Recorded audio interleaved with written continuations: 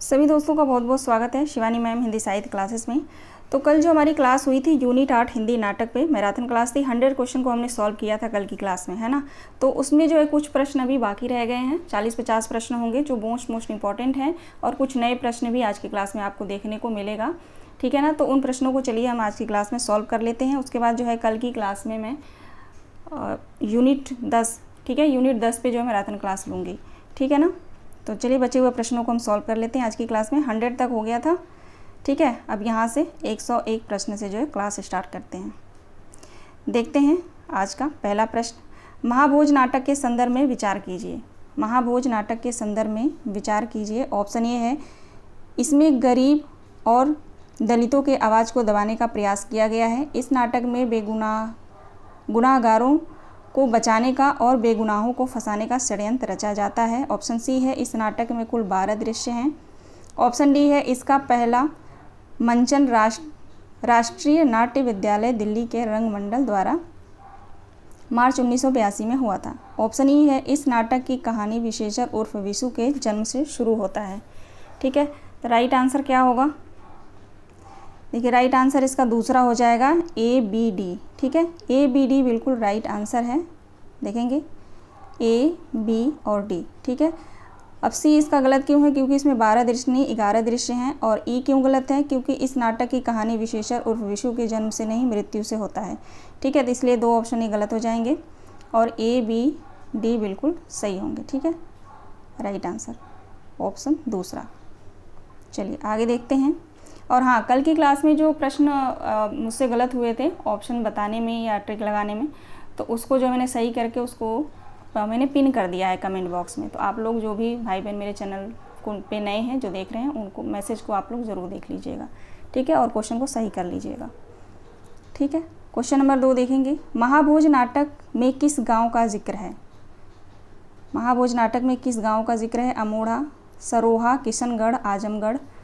तो right answer Saroha हो जाएगा, ठीक है।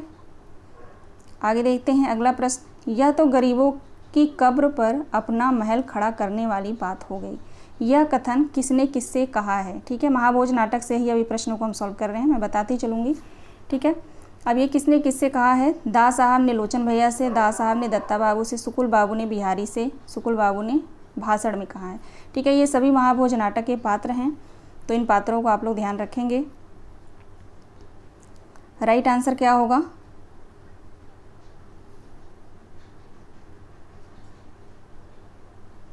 क्वेश्चन नंबर 3 का राइट आंसर हो जाएगा दा साहब ने दत्ता बाबू से कहा है, ठीक है। ऑप्शन बी बिल्कुल सही जवाब है। अगला प्रश्न है क्वेश्चन नंबर 104। इस समय सरोहा में पत्ते का हिलना भी एक घटना की अहमियत रखता है। महाभोज नाटक में जो है इस पंक्ति का क्या अर्थ है? इस पंक्ति का क्या अर्थ है? ऑप्शन ए है, सरोहा की ओर सरकार का विशेष ध्यान है। ऑप्शन बी है, दा साहब का क्षेत्र होने के कारण सरोहा को सरकार की ओर से विशेष महत्व प्राप्त है। ऑप्शन सी है, 1.5 महीने बाद चुनाव है, अतः सरोहा की हर छोटी बड़ी घटना राजनीतिक महत्व की हो गई है। ऑप्शन डी है, सरोहा का विधायक शिक्षित, प्रगतिशील और जागरूक है, इसलिए सरोहा सुर्खियों में है। एक एक पॉइंट जो है, ये सभी पॉइंट जो है महाभोज नाटक से है, ठीक है। लेकिन क्वेश्चन है हमारा, इस समय सरोहा में पत्ता हिलना भी एक घटना की अहमियत रखता है। महाभोज नाटक से इस पंक्ति का क्या अर्थ है, ये पूछा जा रहा है, ठीक है। क्वेश्चन नंबर 4 का राइट आंसर हो जाएगा ऑप्शन सी, 1.5 महीने बाद चुनाव है, अतः सरोहा की हर छोटी बड़ी घटना जो है राजनीतिक महत्व की हो गई है, ठीक है। ऑप्शन सी राइट आंसर हो जाएगा। क्वेश्चन नंबर 104 का राइट आंसर ऑप्शन सी होगा, ठीक है। चलिए आगे देखते हैं। अगला प्रश्न है, सुकुल बाबू के विषय में असत्य कथन बताइए। सुकुल बाबू के विषय में असत्य कथन बताइए। महाभोज नाटक से ही प्रश्न है ये, ठीक है। सुकुल बाबू 10 वर्ष तक प्रांत के मुख्यमंत्री रहे हैं। ऑप्शन बी है, सुकुल बाबू लखन को अपना विश्वास पात्र मानते हैं। ऑप्शन सी है, सुकुल बाबू विपक्ष के नेता हैं। ऑप्शन डी है, सुकुल बाबू ने हर चुनाव हरिजनों के बूते पर जीता है। बताइए राइट आंसर क्या होगा 105 का?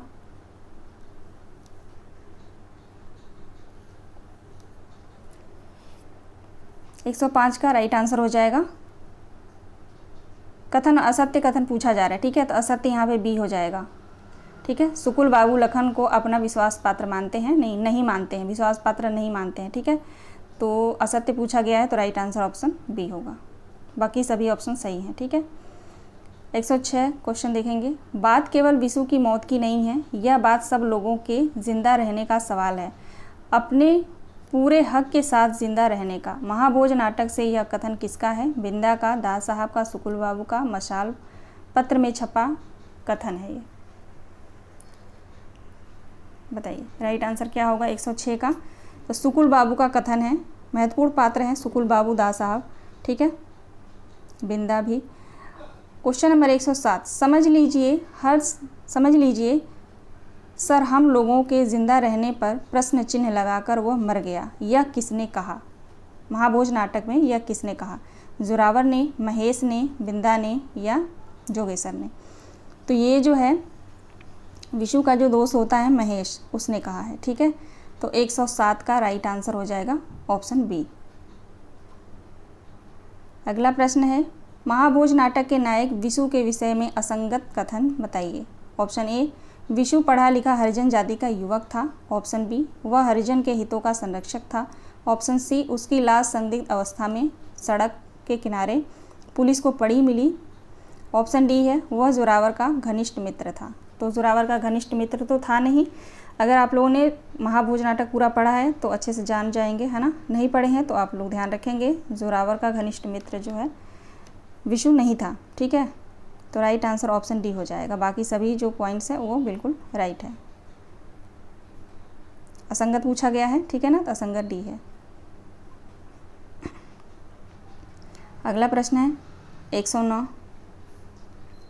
चुनाव से पहले दास साहब ने सरोहा में कौन सी योजना शुरू की थी?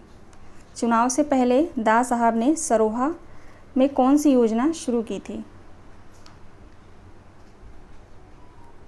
घरेलू उद्योग योजना। राइट आंसर ऑप्शन डी होगा। अगला प्रश्न है महाभोज नाटक से ही है अभी, ठीक है। विशु के मारने का तरीका चाहे न समझ में आ रहा हो, पर मरवाने वाले का नाम शायद सबके मन में साफ था। नाम भी, कारण भी, पर केवल मन में। बयान के समय जबान पर कोई नहीं लाया। बयान के समय जबान पर कोई नहीं लाया। विशु का बाप भी नहीं। यह पंक्ति संकेतक है समाज की विकृतियों की, समाज के हरिजनों की स्थिति की, या सत्ता के आतंक की, या इनमें से कोई नहीं। तो जाहिर सी बात है आप कथन पढ़ के ही आप लोग पहचान लेंगे, सत्ता के आतंक की, ठीक है। क्वेश्चन नंबर 110 का राइट आंसर ऑप्शन सी हो जाएगा। अगला प्रश्न है 111, ठीक है। खेती बाड़ी बहुत कर ली, अब हम राजनीति करेंगे थोड़ी। महाभोज नाटक से यह कथन किसका है? दास साहब का, लखन सिंह का, जोरावर का, अप्पा सिंह का। ये सभी पात्र का नाम याद रखिएगा, इसलिए मैंने अलग से पात्र का जो है क्वेश्चन मैंने ले लिया है, क्योंकि एक एक प्रश्न जो है सभी कथन से लिया है तो वहाँ पे पात्रों का नाम बार बार आ ही रहा है, ठीक है। 111 का राइट आंसर ऑप्शन सी हो जाएगा। ये जोरावर कहता है, क्या कहता है? खेती बाड़ी बहुत कर ली, अब हम राजनीति करेंगे थोड़ी, ठीक है। तो राइट आंसर जोरावर हो जाएगा ऑप्शन सी। चलिए आगे देखते हैं 112 दास साहब ने किसे मंत्रिमंडल से बर्खास्त कर दिया? बस एक दो क्वेश्चन और होगा, मतलब महाभोज नाटक से एक दो क्वेश्चन और होगा। 112 का राइट आंसर हो जाएगा लोचन बाबू को, ठीक है, लोचन बाबू को। दास साहब ने मंत्रिमंडल से किसे निकाल दिया? तो लोचन बाबू को, आप लोग याद रखेंगे इसको। आगे देखिए अगला प्रश्न, यह ज़रूरी नहीं कि भला आदमी योग्य भी हो, मैं योग्यता की बात पूछ रहा हूँ। दास साहब का यह कथन किससे संबंधित है? एसपी सक्सेना से, जोरावर से, अप्पा सिंह से, लखन सिंह से। यह ज़रूरी नहीं कि भला आदमी योग्य भी हो, मैं योग्यता की बात पूछ रहा हूँ। दास साहब का यह कथन किससे संबंधित है? तो यह जो है ये एसपी सक्सेना से, ठीक है, एसपी सक्सेना से,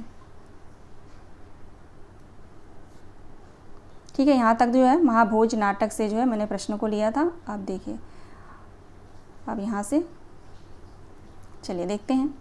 भारतेंदु युग के प्रमुख ऐतिहासिक नाटक और उनके नाटककारों को सुमेलित कीजिए, ठीक है। भारतेंदु युग के जो है ऐतिहासिक नाटक है और नाटककार हैं। कौन किसका नाटक है ये बताना है। 114 का राइट आंसर क्या होगा? श्रीनिवास दास का यहाँ पे हो जाएगा संयोगिता स्वयंवर, है ना। और राधा कृष्ण दास का हो जाएगा पद्मावती और महाराणा प्रताप, दोनों हैं, ठीक है। दोनों जो ये नाटक है, ऐतिहासिक नाटक है, राधा कृष्ण दास के हैं, पद्मावती और महाराणा प्रताप, ठीक है ना, याद रखिएगा आप लोग।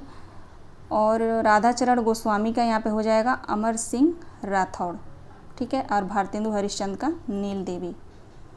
राइट आंसर हो जाएगा 2, 3, 1, 4, 2, 3, 1, 4, ठीक है। राइट आंसर ऑप्शन बी होगा। अगला प्रश्न देखिए, नीचे जो है 2 कथन दिए गए हैं, देखते हैं। पहला कथन, भारतेंदु के नाटक अंधेर नगरी के आधार पर महा अंधेर नगरी नाटक की रचना पंडित विजय दत्त त्रिपाठी ने की है। ऑप्शन दूसरा, राजेश जैन के नाटक विश्वंस को भारतेंदु कृत अंधेर नगरी की परंपरा में गिना जाता है। कथनों के आधार पर निम्नलिखित विकल्पों में से सही उत्तर का चयन कीजिए। दोनों कथन सही हैं या दोनों गलत हैं, एक सही है एक गलत है, या एक गलत है या दूसरा सही है, बताइए। बहुत महत्वपूर्ण है दोनों कथन, ठीक है। दोनों कथन जो है यहाँ पे सही है, ठीक है ना। आप लोग कथन को अच्छे से पढ़ लीजिएगा। भारतेंदु के नाटक अंधेर नगरी के आधार पर ही महा अंधेर नगरी नाटक किसने लिखा है, तो विजय दत्त त्रिपाठी ने। और राजेश जैन जो नाटककार हैं, इनका जो नाटक है विश्वंस, उस पर जो है भारतेंदु कृत अंधेर नगरी की परंपरा में ही गिना जाता है, ठीक है ना। तो दोनों कथन बिल्कुल सही है, ए और 2 बिल्कुल सही हैं। क्वेश्चन नंबर 116, अंधेर नगरी नाटक के दूसरे अंक में भारतेंदु जी ने किस पात्र के माध्यम से हिंदुस्तान की कमी को कहलवाया है, ठीक है। क्वेश्चन एक बार दोबारा पढ़ती हूँ, ठीक है। अंधेर नगरी नाटक के दूसरे अंक, ठीक है, दूसरे अंक में भारतेंदु जी ने किस पात्र के माध्यम से हिंदुस्तान की कमी, ठीक है, ध्यान रखेंगे, हिंदुस्तान की कमी का जो है वहाँ पे उजागर किया या कहलवाया है। हलवाई से, कबाब वाले से, कुजड़िन से या घासीराम से। क्वेश्चन नंबर 116,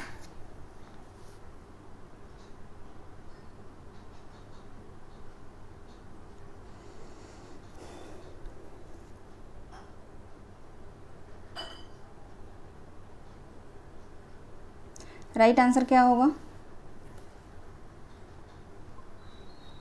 116 का राइट आंसर हो जाएगा ऑप्शन सी, कुजड़िन, ठीक है। ऑप्शन सी कुजड़िन हो जाएगा।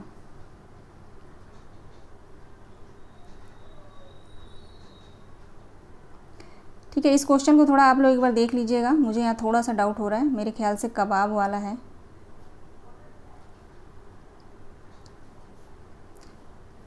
अंधेर नगरी नाटक के दूसरे अंग में भारतेंदु जी ने किस पात्र के माध्यम से हिंदुस्तान की कमी को कहलवाया है, तो यहाँ पे राइट आंसर तो मैंने सी लिखा है यहाँ पे, लेकिन मुझे डाउट हो रहा है, पता नहीं, थोड़ा एक बार आप लोग देख लीजिएगा, ठीक है ना। इसको स्टार लगा देती हूँ, इसको एक बार आप लोग चेक कर लीजिएगा और मुझे कमेंट कर दीजिएगा आप लोग, वैसे मैं चेक कर लूँगी, ठीक है ना। मैंने ये खुद ही क्वेश्चन बनाया है अभी कुछ घंटे पहले, ठीक है। आगे देखते हैं। अगला प्रश्न है, अंग्रेजी शासन में भी हिंदुओं के सुधार नहीं हुआ और वे अंग्रेजों के अवगुण ही ग्रहण करते रहे, ठीक है। कथन है ये, अंग्रेजी शासन में भी हिंदुओं में कुछ सुधार नहीं हुआ और वे अंग्रेजों से अवगुण ही ग्रहण करते रहे। आज भी 95% जो है हिंदू निरक्षर हैं, साक्षरों में कुछ ही सुशिक्षित हैं। उपयुक्त कथन किस नाटक से है, यह जो कथन है किस नाटक से है।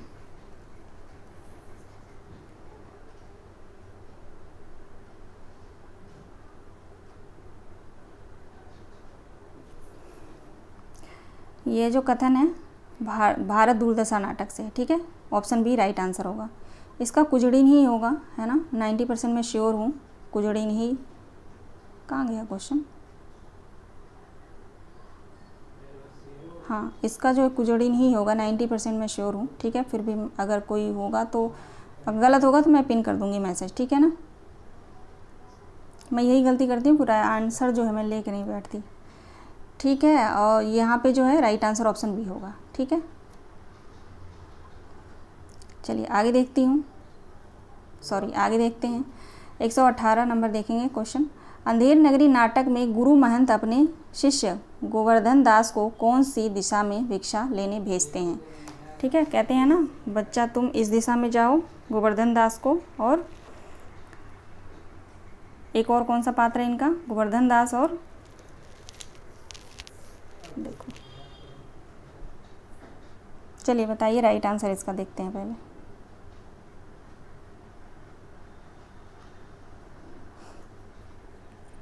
एक 118 का राइट आंसर हो जाएगा ऑप्शन बी, पश्चिम दिशा में। ठीक है, पश्चिम दिशा में भेजते हैं गोवर्धन दास को। ठीक है, अगला प्रश्न है 119। रंगमंच की दृष्टि से उनका महत्वपूर्ण नाटक अंधेर नगरी है। नौटंकी शैली पर आधारित यह नाटक अपने क्रियात्मक शब्दों में व्यंग्यात्मक गीतों से ऐसा नाट्य एवं प्रस्तुत करता है जो सामाजिक होते हुए भी समय को अतिक्रमित कर जाता है। अंधेर नगरी नाटक के विषय में यह कथन किस आलोचक का है? शुक्ल जी का, नंदुलारे वाजपेयी का, बच्चन सिंह का, या रामस्वरूप चतुर्वेदी का?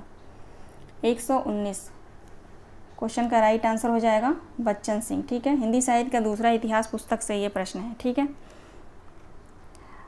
अगला प्रश्न है, कथन है ये। ठीक है, पहला कथन है अंधेर नगरी नाटक में कुल 6 अंक हैं। प्रकाशन वर्ष इसका 1881 है। कथन 2 है अंधेर नगरी नाटक का अंत जहाँ न धर्म न बुद्धि नहीं नीज न सुजन समाज पंक्ति से होता है। ठीक है, अब बताना है आप सभी को दोनों कथन सही हैं या दोनों गलत हैं। ठीक है, अंधेर नगरी का अंत जो है इन पंक्ति से होता है जहाँ न धर्म न बुद्धि नहीं नीत न सुजन समाज। ठीक है, तो बिल्कुल दोनों कथन बिल्कुल सही है। आप लास्ट में जाएंगे अंधेर नगरी नाटक के लास्ट में तो ये पंक्ति जो है दी गई है, ये जो नाटक की लास्ट की पंक्ति है। ठीक है ना, तो दोनों कथन बिल्कुल सही हैं, तो राइट आंसर ऑप्शन ए 1 हो जाएगा। अगला प्रश्न है निम्नलिखित में अंधेर नगरी नाटक के पात्र गोवर्धन दास की पंक्ति है।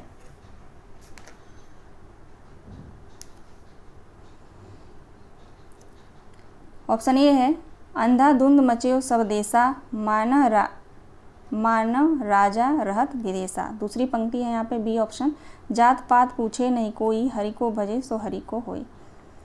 ऑप्शन सी है वैश्या जोरू एक समाना बकरी गऊ एक करी जाना। ऑप्शन डी है ऊंच नीच सब एक ही सारा मानव ब्रह्मा ज्ञान विस्तारा। ऑप्शन ई है उपरोक्त सभी। आप सभी को बताना है गोवर्धन दास की पंक्तियाँ इनमें कौन सी हैं। उपरोक्त सभी। ठीक है, राइट आंसर ऑप्शन ई होगा।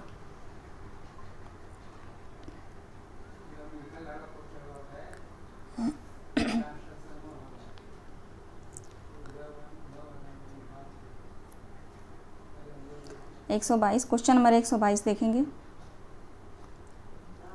अंधेर नगरी नाटक के चौथे अंक में दरबार में आए पात्रों को पहले से बाद के क्रम में लगाइए। अंधेर नगरी नाटक के चौथे अंक में दरबार में आए पात्रों को पहले से बाद के क्रम में लगाइए। वहाँ पे बुलाते हैं ना, जब वहाँ पे सज़ा सुनाई जाती है राजा के द्वारा, तो पहले वो अपना अलग अलग से जो पात्र बुलाए जाते हैं वहाँ पे। यहाँ से प्रश्न आ चुका है। ठीक है, तो इसको क्रम में आप लोग याद रखेंगे। देखिए यहाँ पे सबसे पहले जो है कौन आएगा,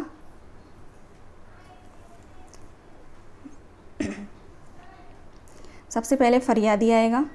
ठीक है, तो डी होगा, फरियादी आएगा, फिर कारीगर आएगा, ए हो जाएगा, फिर चूने वाला आता है। ठीक है, फिर चूने वाला सी हो जाएगा, फिर भिस्ती है ई होगा, उसके बाद कोतवाल है। ठीक है, सबसे लास्ट में कोतवाल है। कोतवाल का नाम याद रखिएगा, सबसे लास्ट में कोतवाल है। ठीक है, तो राइट आंसर DACEB, तीसरा ऑप्शन बिल्कुल सही है। ठीक है, DACEB। ठीक है, चलिए अगला प्रश्न देखेंगे। आधे अधूरे नाटक के संदर्भ में सत्य कथन बताइए। आधे अधूरे नाटक के संदर्भ में सत्य कथन बताइए। 123 का राइट आंसर क्या होगा? ऑप्शन ए है यह नाटक धर्मयुग साप्ताहिक पत्रिका में सर्वप्रथम प्रकाशित हुआ था। ठीक है, ऑप्शन ए बिल्कुल सही है। याद रखेंगे आप लोग, आधे अधूरे जो नाटक है ये जो है धर्मयुग जो साप्ताहिक पत्रिका है उसमें सर्वप्रथम प्रकाशित हुआ था। ऑप्शन बी देखेंगे, इस नाटक का प्रथम मंचन ओम शिवपुरी के निर्देशन में देशांतर द्वारा दिल्ली में हुआ था। तो ये भी बिल्कुल सही है। सी ऑप्शन देखते हैं, इस नाटक का प्रकाशन वर्ष 1979 है। तो ये गलत है। ठीक है, 1979 तो है नहीं। ठीक है, प्रकाशन वर्ष है इसका 1969। ठीक है, 69। ऑप्शन डी देखिए, यह नाटक 2 भागों पूर्वार्ध और उत्तरार्ध में विभक्त है। ठीक है, तो ये भी ऑप्शन डी भी बिल्कुल सही है। ई ऑप्शन देखेंगे, यह नाटक आधुनिक ग्रामीण परिवार की कहानी है। आधुनिक ग्रामीण परिवार की कहानी नहीं है, शहरी परिवार की कहानी है। ठीक है, शहरी परिवार की कहानी है। ठीक है, तो right answer A B D, A B और डी। ठीक है, A B D right answer होगा। अगला प्रश्न है, ठीक है, उस चीज़ को जानकर न जानना ही बेहतर है शायद, पर दूसरे को धोखा दे भी ले आदमी, अपने आप को कैसे दे। ठीक है, आधे अधूरे नाटक से यह कथन किसका है, यह संवाद किसका है। कौन कहता है ठीक है, उस चीज़ को जानकर न जानना ही बेहतर है शायद, पर दूसरे को धोखा दे भी ले आदमी, पर अपने आप को कैसे दे। 124 का राइट आंसर क्या होगा, किस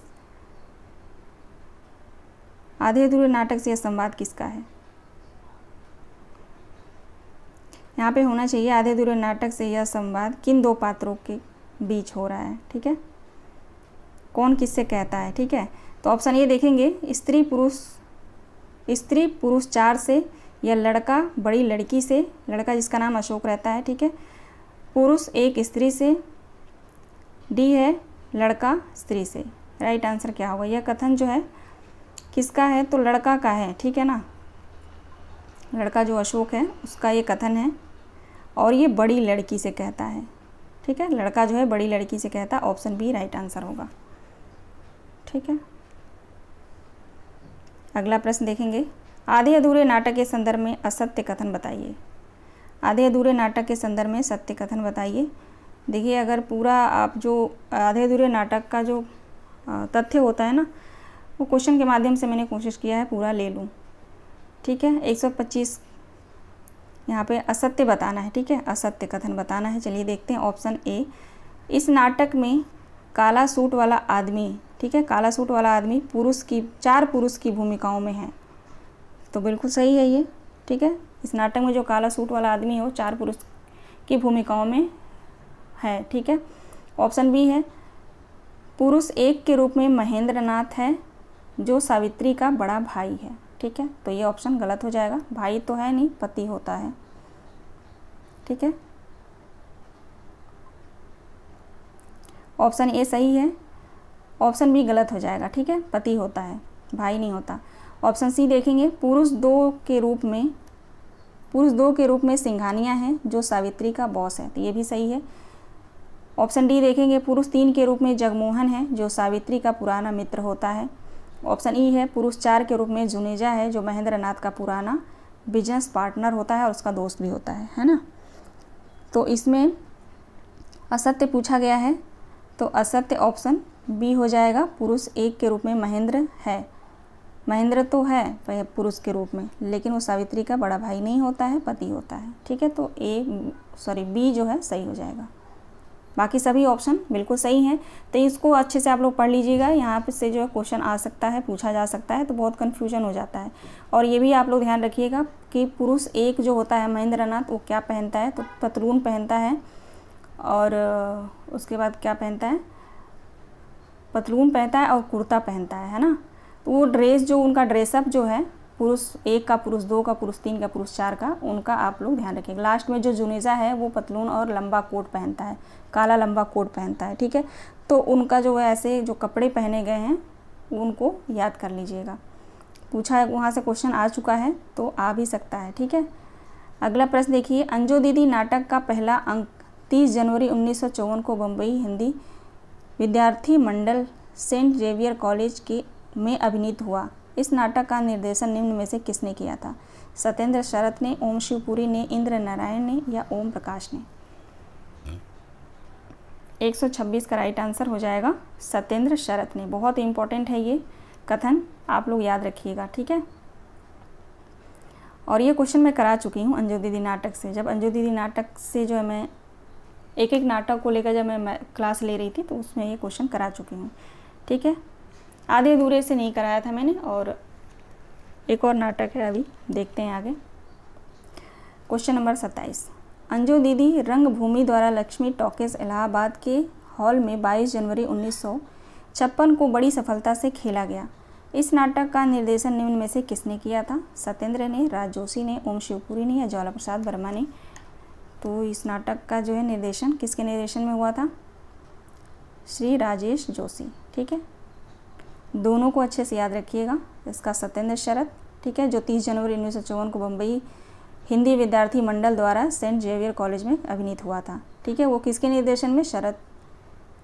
सत्येंद्र शरत। और यहाँ पे इलाहाबाद लक्ष्मी टॉकीज इलाहाबाद हॉल 22 जनवरी 1956 को जो बड़ी सफलता के साथ खेला गया था ये नाटक, वो किसके निर्देशन में? तो श्री राज जोशी, ठीक है ना। दोनों अच्छे से याद रखिएगा। आगे देखिए, अगला प्रश्न है 128, अंजू दीदी नाटक के पात्र हैं। अंजू दीदी नाटक के पात्र बताइए। राधू, मुन्नी और इंद्र नारायण, ठीक है। राधू, मुन्नी और इंद्र नारायण। बाकी सैनिक और युवक नहीं हैं अंजू दीदी नाटक का। ये किस नाटक के पात्र हैं? तो बकरी नाटक के हैं, ठीक है। तो A B D right answer हो जाएगा, ए बी डी। अगला प्रश्न है, अंजू दीदी नाटक के संबंध में निम्नलिखित बातों पर विचार कीजिए। ऑप्शन ए है, प्रथम अंक का समय गर्मियों में एक दिन है। दूसरा अंक 20 वर्ष बाद सर्दियों में एक दिन है। ऑप्शन सी है, इस नाटक में कुल 3 अंक हैं। ऑप्शन डी है, इस नाटक के प्रथम अंक में 3 दृश्य हैं। ऑप्शन ई है, प्रथम अंक के आरंभ में सुबह के वक्त जो है घड़ी में 9 बजे हैं, ठीक है। तो विचार कीजिए, इसमें सही बताना है, ठीक है ना। चलिए देखते हैं। ऑप्शन ए बिल्कुल सही है, प्रथम अंक का समय गर्मियों में एक दिन है, ठीक है। ऑप्शन बी देखिए, दूसरा अंक 20 वर्ष बाद सर्दियों में एक दिन है, ये भी सही है, ठीक है। सी गलत हो जाएगा, इस नाटक में जो है 3 अंक नहीं है, 2 ही अंक हैं, ठीक है। ऑप्शन डी देखिए, इस नाटक के प्रथम अंक में 3 दृश्य हैं, तो ये भी सही है, ठीक है। प्रथम अंक में भी 3 दृश्य हैं और द्वितीय अंक में भी 3 दृश्य हैं, और सेम बकरी नाटक में भी यही है, ठीक है। और ई ऑप्शन क्यों गलत हो जाएगा? क्योंकि प्रथम अंक के आरंभ में सुबह के वक्त जो है 9 नहीं 8 बजे हैं, ठीक है। तो right answer A B D हो जाएगा। तीसरा ऑप्शन बिल्कुल सही होगा, ए बी डी। अगला प्रश्न देखेंगे, अंजू दीदी नाटक में स्त्री पात्र कौन है? अंजू दीदी नाटक के स्त्री पात्र बताइए। 130 का राइट आंसर क्या होगा? उपरोक्त सभी, ये सभी स्त्री पात्र अंजू दीदी नाटक के हैं, कंफ्यूज नहीं होना है आप लोगों को, ठीक है। अंजलि भी है, अनिमा भी है, मुन्नी भी है और अन्नू भी है। चलिए आगे देखते हैं। क्वेश्चन नंबर 131, अंजू दीदी नाटक के पुरुष पात्र इसमें कौन है? श्रीपत है, नीलम भी है और नीरज भी है। A B C right answer हो जाएगा। 131 का right answer A B C हो जाएगा, ठीक है। अरविंद और विमलेंदु, ये जो है एक और द्रोणाचार्य नाटक के हैं। ए बी सी, दूसरा ऑप्शन बिल्कुल राइट हो जाएगा।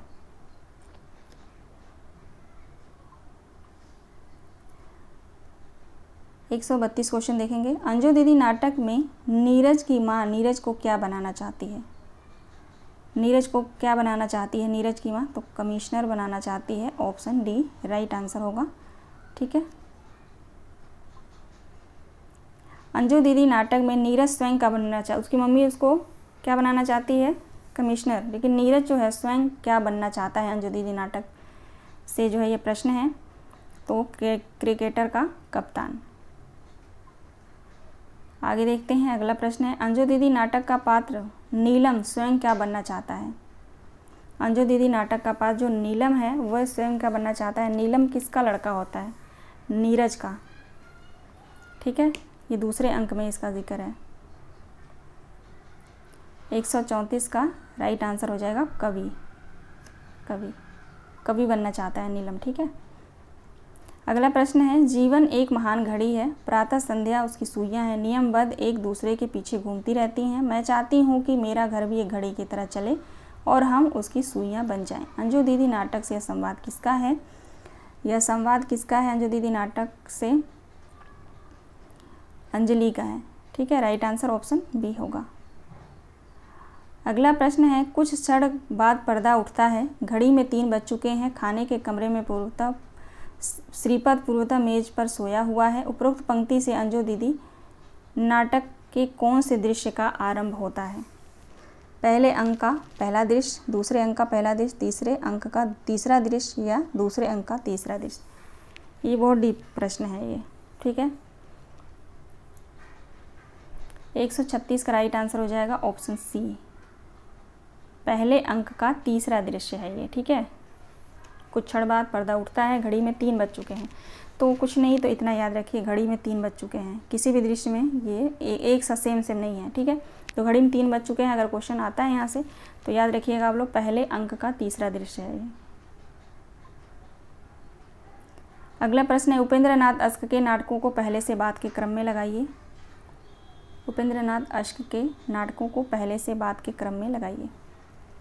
137 का राइट आंसर क्या होगा? राइट आंसर ऑप्शन ए हो जाएगा, पहले आएगा जय पराजय, छठा बेटा, भंवर, लौटता हुआ दिन।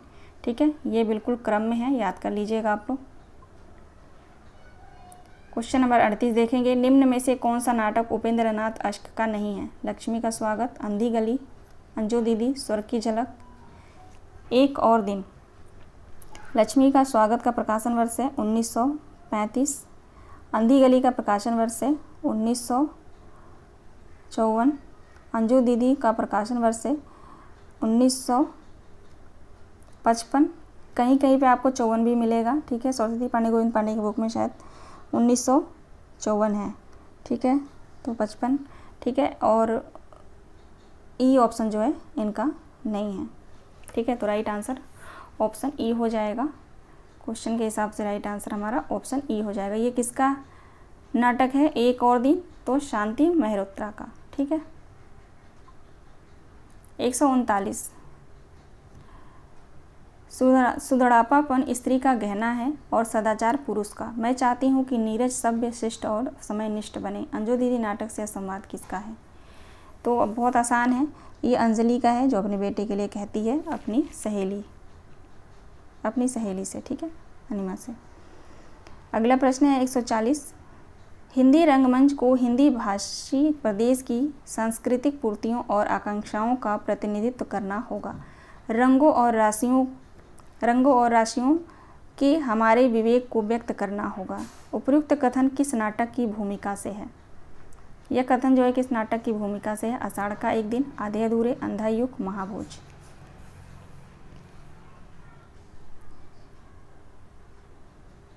आषाढ़ का एक दिन नाटक से जो है यह कथन है। ठीक है,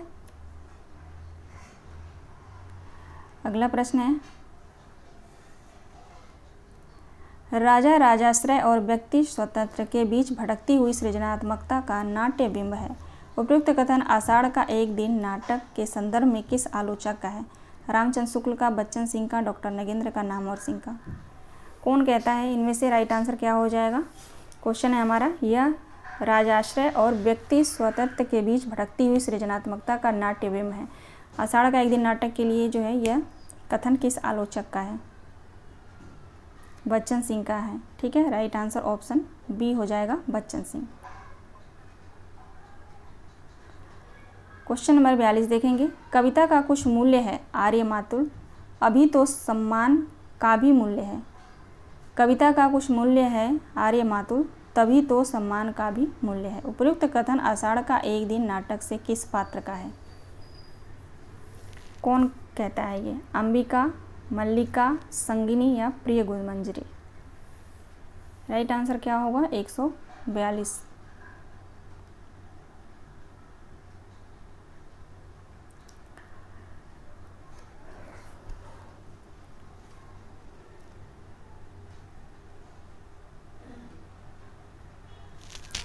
राइट आंसर हो जाएगा अंबिका। ठीक है, ऑप्शन ए बिल्कुल सही जवाब है, अंबिका।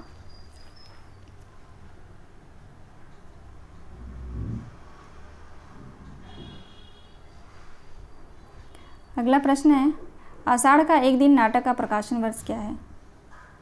आषाढ़ का एक दिन नाटक का प्रकाशन वर्ष बताइए। 1958। ठीक है, क्वेश्चन नंबर 44 देखेंगे। 144, आषाढ़ का एक दिन नाटक में कितने अंक हैं? 5, 9, 2 या 3? आषाढ़ का एक दिन नाटक में कितने अंक हैं? कितने अंक में विभाजित है आषाढ़ का एक दिन नाटक? 144 का राइट आंसर हो जाएगा ऑप्शन डी, 3 अंकों में विभाजित है। ठीक है, अगला प्रश्न है, आषाढ़ का एक दिन नाटक के गौड़ पात्र नहीं हैं। इनमें से जो है आप सभी को बताना है, आषाढ़ के एक दिन नाटक से जो है गौड़ पात्र कौन नहीं है? दंतुल, मातुल, निपेक्ष और विलोम। तो विलोम जो है गौड़ पात्र नहीं है, मुख्य पात्र में आता है। ठीक है, अंबिका, मल्लिका, विलोम, कालिदास, ये सभी मुख्य पात्र हैं। ठीक है ना, तो राइट आंसर हमारा ऑप्शन डी हो जाएगा। अच्छा, टोटल जो है यहाँ 45 क्वेश्चन थे। ठीक है ना, इतने ही क्वेश्चन को बना पाई थी मैं, जो मुझे महत्वपूर्ण लगा आप लोगों के लिए। ठीक है, तो क्लास को लाइक कर दीजिएगा अगर क्लास पसंद आई हो तो, और सभी प्रश्न को आप लोग सॉल्व कर लीजिएगा। इसका PDF जो है मैं यहाँ सेंड कर दूँगी आंसर के साथ रात में। ठीक है ना, सभी दोस्तों का बहुत बहुत धन्यवाद। अपनी तैयारी आप लोग अच्छे से करते रहिए। अब और जो है बहुत जल्द एडमिट कार्ड आ जाएगा आप लोगों का, है ना। तो चलिए मिलते हैं नेक्स्ट वीडियो में। सभी दोस्तों का बहुत बहुत धन्यवाद।